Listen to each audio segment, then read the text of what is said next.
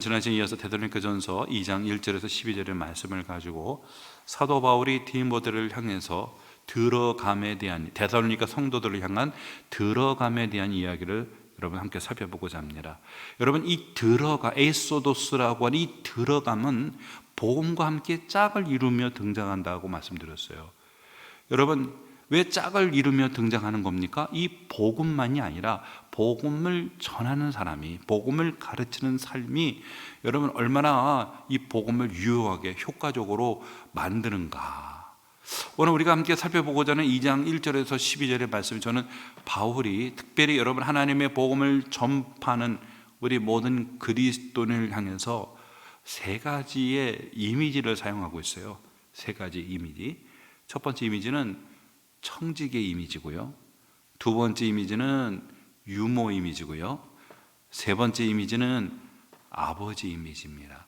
이 세 가지 이미지를 가지고 그리스도인이 이 복음을 전할 때에 우리가 어떤 자세와 태도를 가지고 하나님의 이 복음을 전해야만 하는가, 그 결과에 따라서 여러분 우리의 가족이, 우리 주사랑교회가, 그리고 우리 지역의 인근 사회가 여러분 나 하나의 자세와 태도 속에서 여러분 바뀌어질 수가 있다라고 하는 사실이에요.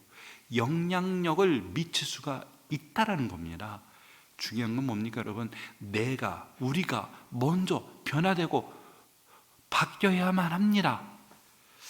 전에 여러분 한 목사님이 그런 물음을 했어요. 목사님 교회는 이렇게 많이 사람들이 모입니다. 부흥했는데 그 비결이 뭡니까? 그랬더니 제가 교회에다가 여러 책들을 다 비치해 놓고 많은 분들이 와서 저희 교회 탐방하면은 저희 교회에 있는 뭐 전도지, 순서지 뭐 와서 많은 사람들이 가져가시는데 비법 없어요. 나도 왜 그런지 모르겠어요. 비법이 없어요. 왜 그런지 모르겠어요. 전에 그 가락동 시장에서 있을 때는요 정말 힘들었습니다. 그 힘들었던 시간이 참 오래됐는데 어느 순간인가 갑자기 이렇게 교회가 사람들이 막 찾아오더라고 하는 겁니다. 그 중요한 게 뭐냐면 나가서 전도해 본 적이 없대요. 나가서 우리 교회 오십시오라고 전도해 본 적이 없대요. 근데 사람들이 찾아오는 거예요. 왜 그랬을까요? 사람들의 얼굴 표정이 걸어다니는 복음이었기 때문에 그렇습니다. 사람들이 행복해요. 그래서 여러분 중요한 건 우리 스스로가 행복해야 됩니다. 여러분 로마 카톨릭과 전에도 말씀드렸지만 카톨릭은요, 여러분 전도지 받아본 적 있으세요?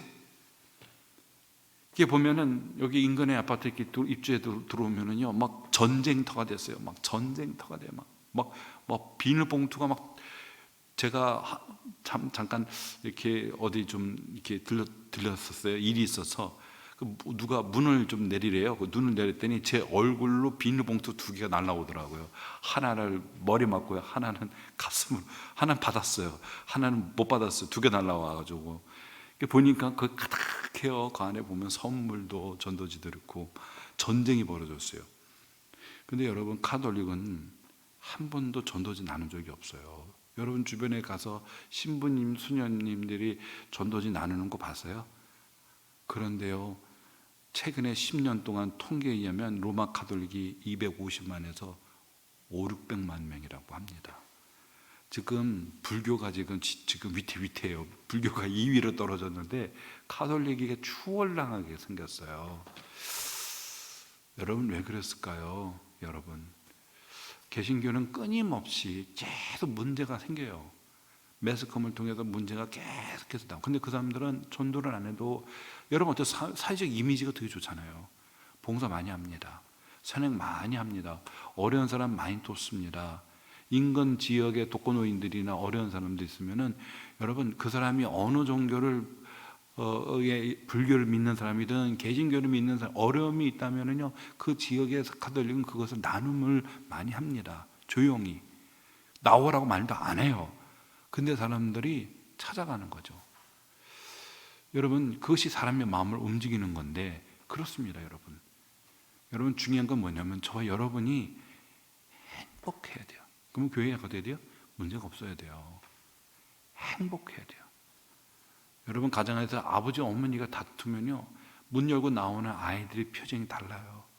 학교에서 선생님들이 이제 아이들을 딱 보면요, 벌써 선생님들이 아이들의 얼굴 보면서 다 안 돼요. 집안 사정이 다 보인다고 합니다. 이렇게 보면은 쟤는 참 가정에서 부모님이 많이 갈등하나 보다. 얼굴 표정이에요. 눈이 퀭하고 앉아있으면 저 녀석 밤늦게가 야동 보고 왔구나. 그리고 또 게임 보고 오고 해도 다 선생님들이 구분합니다. 중요한 건 뭐예요?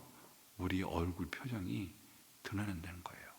그래서 가정이 화목하면 아이들의 얼굴이 표정이 밝고요, 그리고 아이들이 상당히 적극적입니다. 긍정적입니다. 그리고 자신감이 파이팅이 넘칩니다. 아이들이 뭘 해도, 운동을 해도 파이팅이 넘치고요, 노래를 불러도 파이팅이 넘치고요, 친구들 사이에도 파이팅이 넘쳐요. 그렇지만 가정 안에 있는 아이들은 짜증스럽고 예민하고 건드렸다면 폭발할 것 같고, 여러분 다 그게 보인다는 것은 사실이죠. 오늘 여러분, 사도 바울이 에스도스 들어감에 대해서 왜 얘기하는 건 그만큼 복음을 복음되게 만들기 때문에 바울이 이 점을 얘기하고 있는데, 첫째로 바울은요, 청지기의 마음으로 복음을 전했다, 그렇게 얘기하고 있어요. 여러분, 우리 2장 4절에 보면 이렇게 말하죠. 오직 하나님께 옳게 여기심을 입어 복음을 위탁받았다 그랬어요. 이 복음은 바울의 출처가 아닙니다. 여러분, 복음의 주인 누구죠? 복음의 주인은 하나님이에요. 근데 그 하나님이 그 복음을 누구에게 맡겼다는 거예요? 바울과 이 선교 일행에게 위탁했다는 것은, 맡겼다는 것, 그게 뭐라고 그러죠? 한마디로 청지기라고 하는 겁니다. 청지기는 주인의 집을 관리하는 겁니다. 주인의 재산, 주인의 땅, 주인의 집을 잘 관리하고, 때로는 주인의 자녀들도 교육을 시킵니다. 그러니까 오늘 본문에서 바울은 복음의 청지기라고 하는 소명의식을 가지고 있었어요. 왜? 누가 맡겼어요? 하나님이 나에게 맡겼다는 거예요. 근데 그냥 맡겼겠어요? 오늘 여기 보시면 어떻게죠? 하나님께 옳게 여김을 입어. 그래서 옳게 여김을 입었다는 이 원어를 보면요, 도키마조라는 단어 썼어요. 이게 뭐냐면 시험과 테스트를 하고, 여러분 풀무불에 있잖아요. 이 뜨거운 풀무불에다가, 용광로에다가 여러분 철을 집어넣고 나중에 보면은 이 불순물은 다 태워지잖아요. 거기서 순수한 여러분 그 물질을 건지는 과정인데, 그런 과정 속에서, 다시 말해서 한마디로 한다면 시험을 거쳐서 합당하다라고 여기서 바울과 이 선교 일행에게 복음을 하나님이 위탁을 받았다는 거예요. 위탁을 받았다는 거예요. 청지기라는 거예요. 청지기. 그래서 바울은 이 청지기 때문에, 여러분 3절에 보세요. 우리 권면이 간삼, 여기서 간삼이 뭐였죠? 지난번에 플라네스라고 하는 헬라어인데 사기예요. 이 간사함이라는 건 에러, 오류, 자기가 전달하는 이 진리가 오류가 있는 그런 진리가 아니에요. 간사함, 하지 않았다. 부정에서 나지 않았다. 탐욕, 돈 벌려는 그런 부정한 마음, 그걸로 하지 않았다. 세 번째 보죠. 속임수, 미끼로 고기를 잡는 거죠. 사람들의 마음을 사로잡으려고 하는 그런 꼼수나 속임수를 쓰지 않았어요. 왜 그랬은 거예요? 위탁받은 청지기였기 때문에 그런 거예요. 내 거라면 그렇게 안 합니다, 사람들.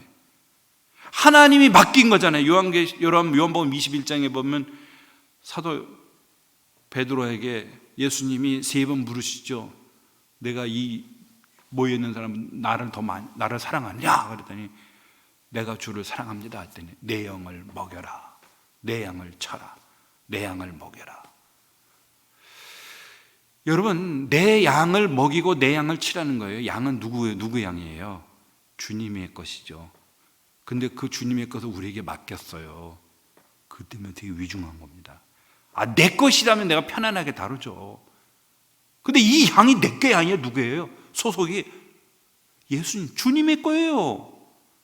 여러분, 주님의 것을 함부로 합니까? 잘못해갖고 여러분 하자가 벌어지면 책임 누가 물어요? 다 저와 여러분이 묻는 거예요. 그렇기 때문에 위중한 겁니다. 내 것이 아니라 하나님의 것이기 때문에 대단히 위중한 거란 말이에요. 나중에 하나님이 이걸 가지고 평가를 하기 때문에 위중한 거란 말이에요. 그래서 여러분 이 복음을 전할 때 간사무로나 부정이나 속임수로 쓰지 않았다라고 하는 거는 왜요? 지금 청직이기 때문에, 청직적으로 세웠기 때문에. 또한 여러분 5절에 보세요. 너희도 알거니와 우리가 아무 때에도 아첨하는 말이나 탐심의 말을 쓰지 아니한 것을 하나님이 증언하시느니라 하셨어요.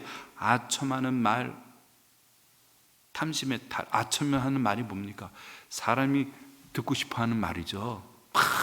그 사람이 듣고 싶은 말을 막 칭찬해주고 막 그렇지도 않는데도 계속 막 칭찬해주고 대단하다.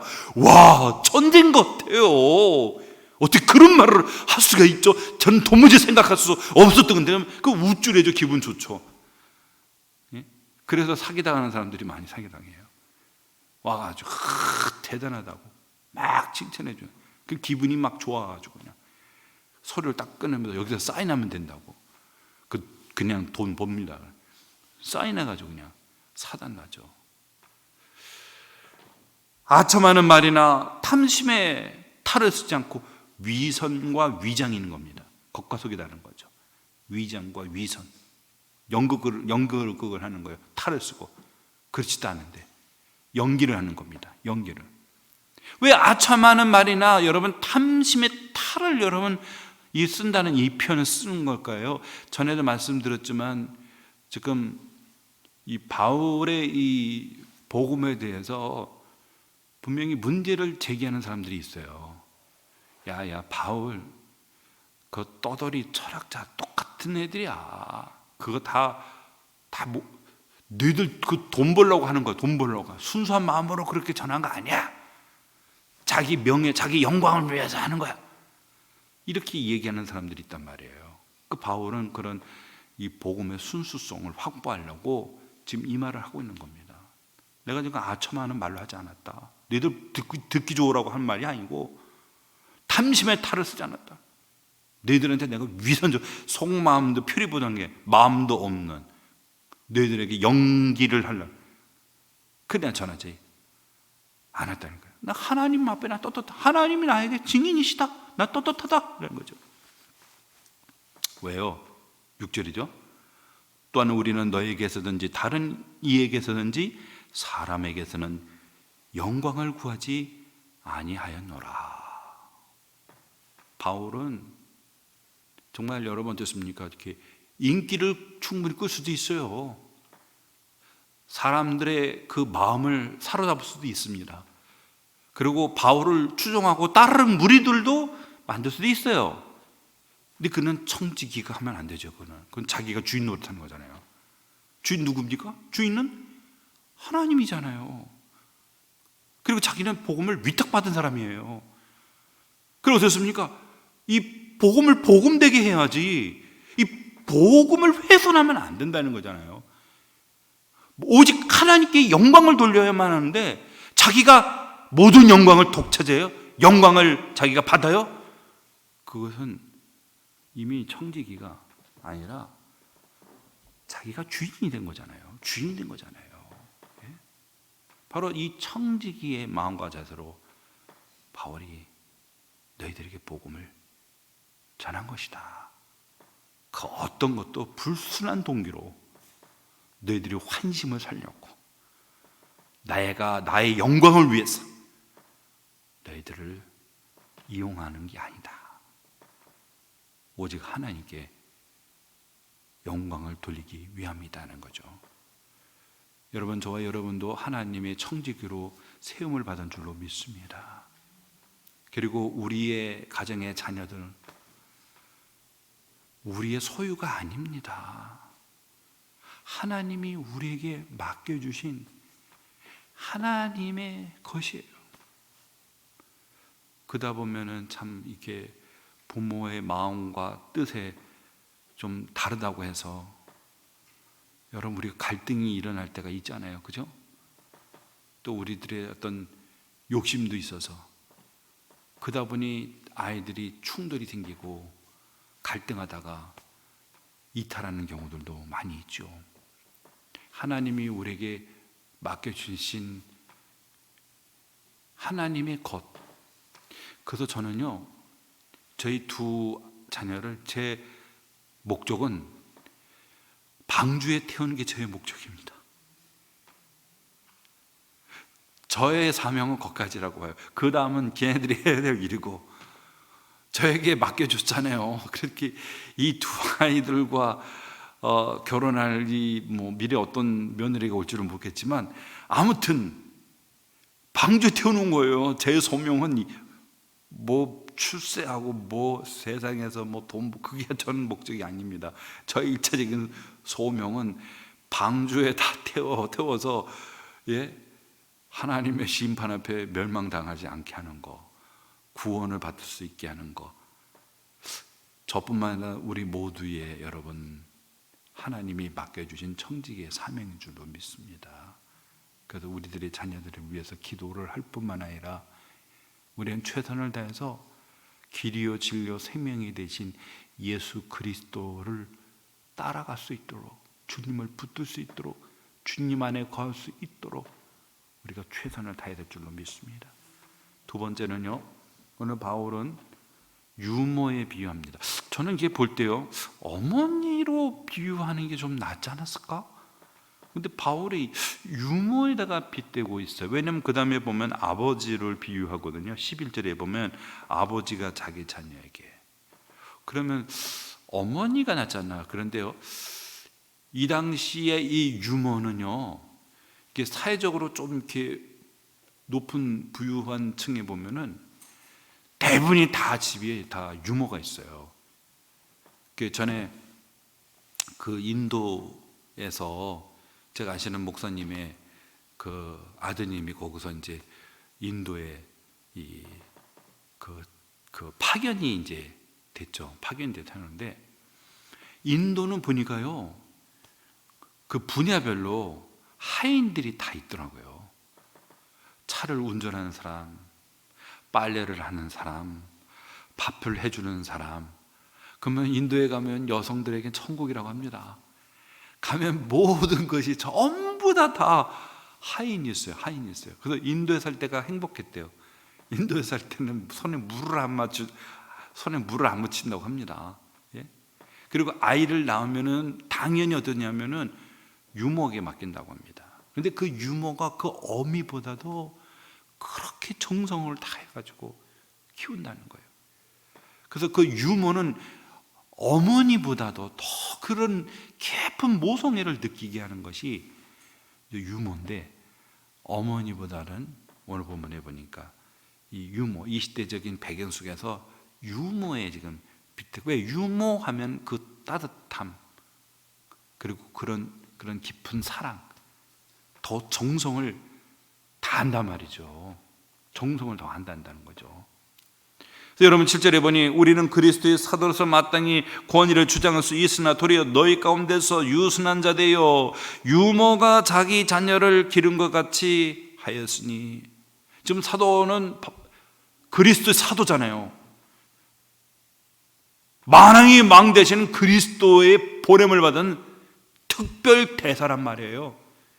그러면 여러분 어떻습니까? 이 사도로서의 권위를 주장할 수가 있는 거잖아요. 권위를 주장할 수가 있는 거고, 다스릴 수가 있는 거고, 때로는 갑질할 수도 있겠죠. 그런데 바울은 그런 자신의 사도권을 사용하지 않는다는 겁니다. 도리어 어떻게요?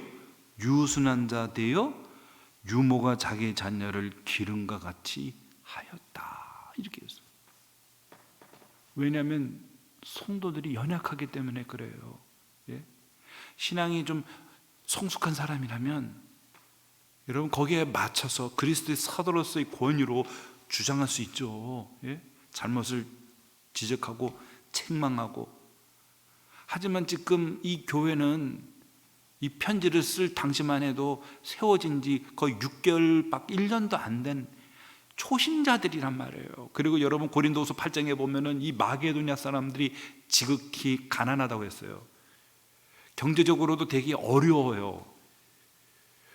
그런 가운데서 만약에 주장을 한다면은 상처를 입을 수가 있겠죠. 그걸 받아들이는 만큼의 성숙한 사람들이 아니죠. 정말 믿음은 탁월하지만 아직은 인격적으로는 성장한 사람들이 아니란 말이에요. 그래서 바울은 그리스도의 사도로서의 권한을 행사하지 않습니다. 오히려 유순한 자가 되어서 유모가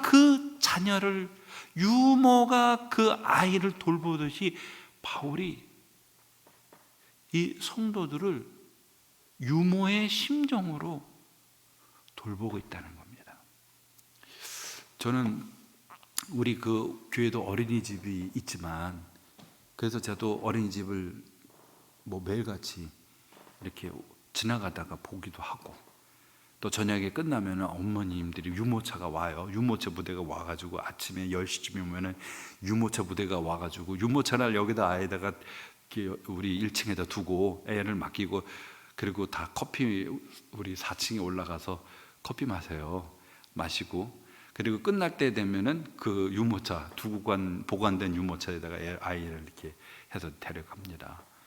근데 저는 이 어린이집을 이제 10년 정도 지켜보지만 정말요, 아이에 대한 사랑이 없으면 못할 것 같아요. 예? 요즘에 여러분 아이들 보십시오. 자기 뜻대로 안 하면은 그냥 바닥에서 뒹굴습니다. 그냥 뒹굴어. 그 바닥 깨끗하게 청소해요. 애가 누워가지고 팽이가 돌듯이 막 돌면서 막 악을 쓰고 막 소리를 질러대는데, 전에는 처음에 어린이집이 시작했을 때는요, 학부모들하고 모이면은 보통 자녀가 둘이었었어요.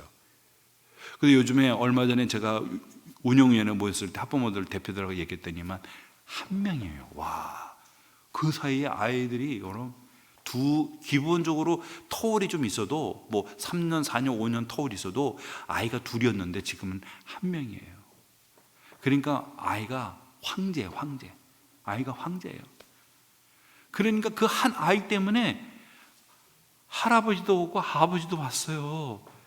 근데 아이가 막 고집을 피우니까 두 분이 어쩔 줄 모르고 쩔쩔쩔 매는 거예요. 예? 특히 어머님도 그렇고. 그래서 우리 주산함교 우리 보육 선생님들, 이거 참 사랑이 아니면은 진짜 이 아이들 돌보기가 어렵다. CCTV 다 여러분 그런 직장에서 일해볼 수 있어요? CCTV가 다 있잖아요, 방마다. 감시를 받고 여러분 아이를 돌보는 거니까 이 보육교사들이 스트레스가 이루 말할 수가 없어요. 그러다 보면 간혹 사고가 나오잖아요. 워낙 그러면 안 되지만 아이에게 갑자기 선생님이 해서는 안 되는 그런 어떤 폭력적인 모습들이 나타나죠. 그리고 월급이 너무 짜요. 3D입니다, 3D. 그러더니 월급은 월급대로 너무나 페이는 낮고, 아이는 아침부터 저녁까지 아이들이 계속 그 선생님 품에 안기려고 합니다. 그 여러 아이들이 서로 그 선생님 품에 안기려고 하고, 또 애들이 말을 듣습니까? 자기 마음대로 집에서도 그렇게 양육을 받았는데, 참 여러분 사명이 없으면 이 일을 하기가 어렵다. 근데 오늘 사도 바울은 유모의 심령으로, 유모의 그 마음으로 사도로서 하나님이 담에서 도상에서 바울을 불러다가 이방인의 그릇으로 하나님의 세움받은 그런 하나님의 위대한 사도가 자기의 사도권을 포기하고 권리를 사용하지 않고 유모가 돼서 아기를 품듯이 그렇게 이 데살로니가 성도들을 품었다는 거예요. 그 다음에 여러분 8절에 우리가 이같이 너희를 사모하여 하나님의 복음뿐만 아니라 우리의 목숨까지도 너에게 주기를 기뻐하면 너희가 우리의 사랑하는 자가 됨이니라. 사랑하기 때문에 그런 거예요. 요한복음 3장 16절에 하나님이 세상을 이처럼 사랑하사 모세가 광야에서 뱀을 든 것 같이 인자도 들려야 하리니, 십자가 사건이잖아요. 하나님이 사랑하기 때문에 사랑에서 출발한 거예요. 사랑에서 출발한 겁니다. 오늘도 이 바울이 그 유모의 그 심정으로, 유모의 그 마음으로 이들을 대하는 것은 사랑하기 때문에 그런 거예요. 복음뿐만 아니라 내 목숨까지 너희가 주기를 원하는, 너희를 사랑하기 때문에 그렇습니다.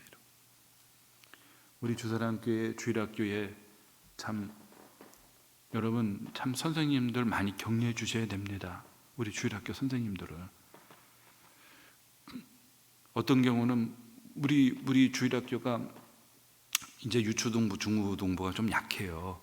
근데 여러분 이거 아셔야 돼요. 우리는 항상 우리 교회에서만 이렇게 보기 때문에 이게 전부고, 그러다 보면 여러분의 과거의 기억을 가지고 그걸 기준으로 삼을 때가 있어요.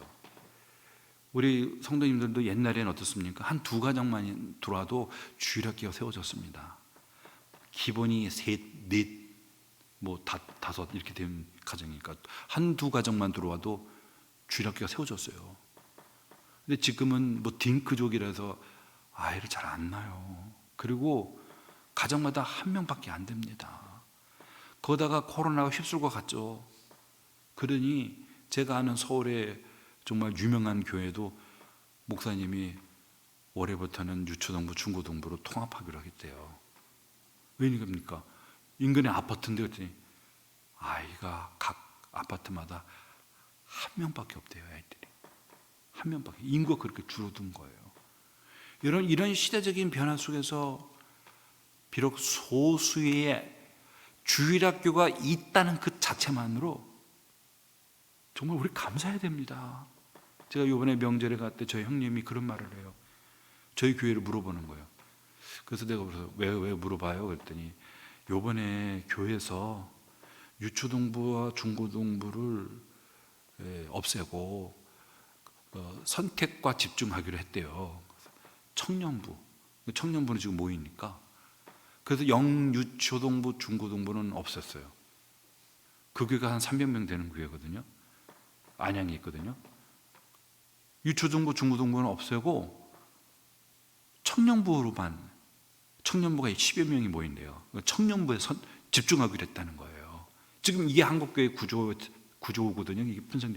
그럼에도 불구하고 우리 주일학교는요, 영유치부가 12명 모이죠. 유초등부가 5명 정도고요. 중고등부도 5명. 그리고 청년부가 12명, 많으면 15명도 모이는데, 여러분 감사해야 됩니다. 이거 감사해야 돼요. 여러분 이 시드머니가 없으면 농사 안 되잖아요. 부서가 없으면 세우기 쉬운 줄 아세요? 없어지면 세우기 어려워요. 존속시켜야 돼. 한 명이서 존속시켜야 돼요. 그것을 여러분 뭡니까? 농사를 할 수가 있는 거예요. 농사를 할 수가 있는 거예요. 그래서 부탁드리고 싶은 거는, 우리 주일학교가 애로사항이 뭐냐 그랬더니, 일단 아이들이 모이게 하려면 먹어야 합니다. 먹어야 되는 거예요.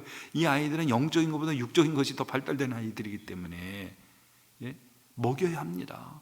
그래서 선생님들이 좀 후원을 좀 잘해 주셨으면 좋겠어요. 주일학교를 해서 여러분께서 기도 많이 해주시고요, 여러분께서 주일학교를 위해서 이렇게 후원해 주시면 그걸 가지고 뭔가를 만들어요. 뭔가 이벤트도 만들면서 피자, 치킨 이렇게 하면서 친구들 데리고 와라. 그러니까 함께 모여가지고 여러분 주일학교를 세워갈 수가 있는 것이죠. 오늘 여러분 사도 바울의 유모와 같이 대한 것은 뭐냐면 사랑하기 때문에, 복음뿐만 아니라 내 생명도 사랑하기 때문에. 여러분 이 마음이 어디서 온 줄 아십니까? 이 마음이 어디서 온 줄 아십니까? 바울이 갈라디아 2장 20절에 고백했잖아요. 내가 그리스도와 함께 십자가에 못 박혀 죽었나니 이제는 내가 산 것이 아니라 내 안에 누가 살죠? 그리스도께서 사신 것이라. 이제 내가 육체 가운데 사는 것은 나를 사랑하사 나를 위해 십자가에서 죽으신 하나님의 아들을 믿는 믿음 안에 사는 것이다. 그리스도의 마음을 품었기 때문에 그런 거예요.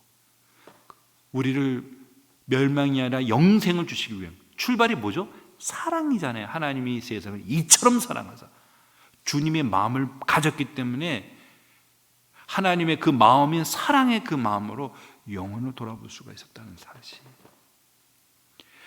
세 번째는요, 바울은 아버지에 비유합니다. 여러분, 아버지의 가장 큰 일이 뭡니까? 아버지의 큰 역할은 뭐냐면 가정의 필요를 공급하는 겁니다. 가정의 필요를 공급하는 게, 그렇지 않습니까? 어머니는 그걸 가지고 살림도 하고 자녀들을 돌보고, 근데 아버지의 큰 역할은 뭡니까? 가장 큰 경제적인 도움, 필요를 공급하는 거잖아요. 오늘 9절에 보니 형제들아 우리의 수고와 애쓴 것을 너희가 기억하리니 너희 아무에게도 폐를 끼치지 아니하려고 밤낮으로 일하면서 너희에게 하나님의 복음을 전하였노라. 이걸 뭐라고 하죠? 자비랑 성교죠. 자비랑. 여기서 수고와 애쓴다라는 이 수고라는 단어는 어떤 단어냐면은 여러분, 이 피곤해서 여러분 매우 힘겨운 상태. 그러니까 바울이 지금 이 데살로니가 지역에 들어와서 이 마게도니아의 지역에 있는 교회들이 좀 약해요, 경제적으로. 그래서 여러분 이 빌립보에서 좀 바울에게 선교의 좀 후원금도 이렇게 보내고 했거든요. 하지만 그것으로는 이 사역을 감당하기 어려워요. 지금 바울 혼자만 있는 게 아니잖아요. 바울과 실라와 디모데, 이 선교 일행들이 같이 거주할 곳이 또 필요한 것이고, 또 먹고 아침 저녁으로 또 식사도 해야 되지 않겠어요? 경비가 만만치 않게 들어갑니다. 그래서 택한 게 뭐냐면 바울이 일을 하는 거예요. 나가서 일을 하는 거예요. 나가서. 바울은 여러분 천막 치는 일. 근데 당시 유대인들은요, 공부를 잘하든 못하든 간에 어릴 때부터 토라를 암기시키고 꼭 한 가지 기술을 가르친다고 합니다. 이 유대 전문가이신 전에 쉐마 교육을 가르쳤던 그분이 이제 그런 연구하면서 유대인들은 꼭 기술을 하나씩 가르친대요. 그러다 보니까 어느 곳에든지 어떻습니까? 자기 이제 이 주업이 이제 일을 못하면은 그 기술로 먹고 산다는 거예요. 기술로. 근데 바울은 천막 치는 일을 했는데 여러분, 천막 이 만드는 그 과정은, 가공하는 과정은 되게 힘듭니다. 이게 보통 힘든 일이 아니에요.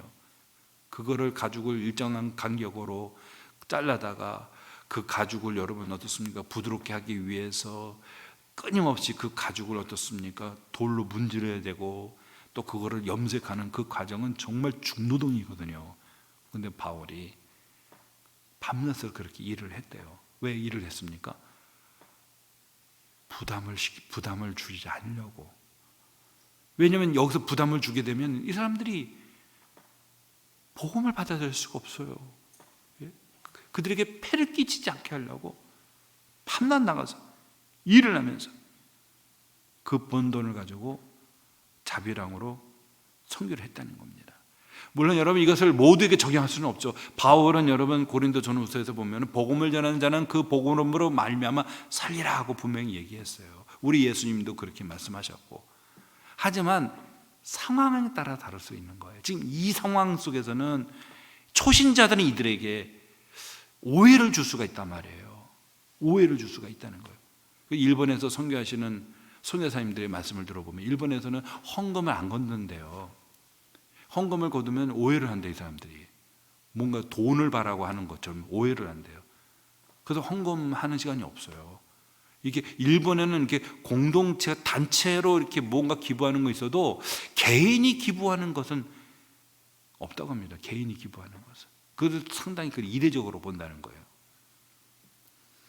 형제들아 우리의 수고가 애쓴 것을 너희가 기억하리니 너희 아무에게도 폐를 끼치지 아니하려고 밤낮으로 일하면서 너희에게 하나님의 복음을 전해노라. 우리가 너희 믿는 자들을 향하여 어떻게 거룩하고 옳고 흠없이 행하였는지에 대하여는 너희가 증인이요 하나님도 그러하시도다. 너희도 아는 바와 같이 우리가 너희 각 사람에게 아버지가 자기 자녀에게 하듯 권면하고 위로하고 경계하노니 이는 너희를 부르사 자기 나라와 영광에 이르게 하시는 하나님께 합당히 행하게 하려 함이라.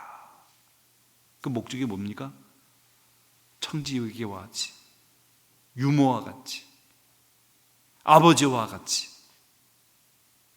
바로 오늘 12절에 말하고 있는 너희를 부르사 자기 나라와 영광에 이르게 하시는 하나님께 합당히 행하게 하려 함이라. 바로 이 열매를 맺게 함에 있다는 겁니다. 하나님 앞에 합당히 행하게 하려 함에 있다. 여러분, 말씀을 맺도록 하겠습니다. 저와 여러분은 하나님이 세워주신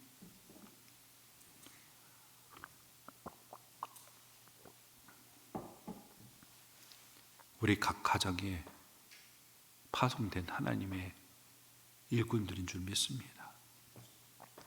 일터적인 것은 우리들의 가정을 복음화시켜야 되죠. 그리고 우리 직장을, 그리고 더 나아가서는 우리의 이웃들을 우리가 복음화시켜야 되는데, 가장 중요한 건 우리들의 가정. 아까도 제가 서두에 말씀드렸지만 우리 가정만큼은 방주에 다 타야 되지 않겠어요? 어떻게든. 오늘 바울이 그 비결을 우리에게 말해줬습니다. 청지기와 같은 마음, 유모와 같은 마음, 아버지와 같은 그 희생과 헌신, 하나님의 나라에 합당한 자로 세울 수가 있는 줄로 믿고, 우리가 함께 이 마음으로 함께 섬기는 저와 여러분 되기를 주 이름으로 축원합니다. 기도하겠습니다.